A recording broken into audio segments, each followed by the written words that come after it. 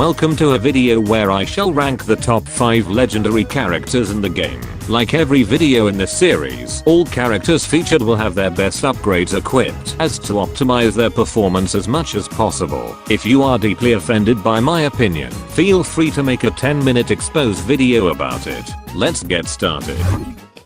In 5th place, we have the Iron Citron. Whilst the Iron Citron can do really well with his Iron mode, with how much it enables him both offensively and defensively, he does rely on a lot of factors that can weigh heavily against him. Firstly, like Tank Commander, he relies heavily on both of his reload upgrades, but he also relies on low health victims like imps and scientists, as he does struggle immensely against beefier opponents. Because of the factors against him, Iron Citron barely manages 5th place.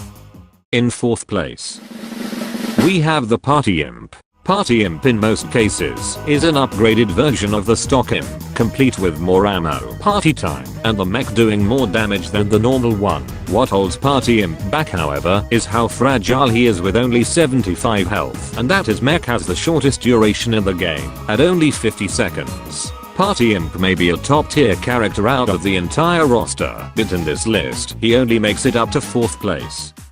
In 3rd place, we have Toxic Brains. What most likely would be number 1 in most lists. Toxic Brains isn't necessarily bad. In fact, he is quite good and very powerful if used properly, since his overload grants him triple damage and immense speed and defense. The major thing with him however is how much he relies on his meter to function, since his damage output outside of overload is rather pitiful, especially if you have chompers on the other team to keep you in check.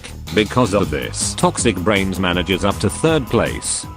In 2nd place, we have Party Brains. Whilst Party Brains does have a weaker beam, having it deal less damage, not last as long, and a longer overheat penalty, his party time can be very easily charged thanks to his high mobility and damage output, as well as being able to charge it with shared vanquishes, unlike Toxic Brains, who can only do it through exclusively punching people. Overall, a very solid pick, and very powerful party character if used correctly. For this, he manages up to 2nd place.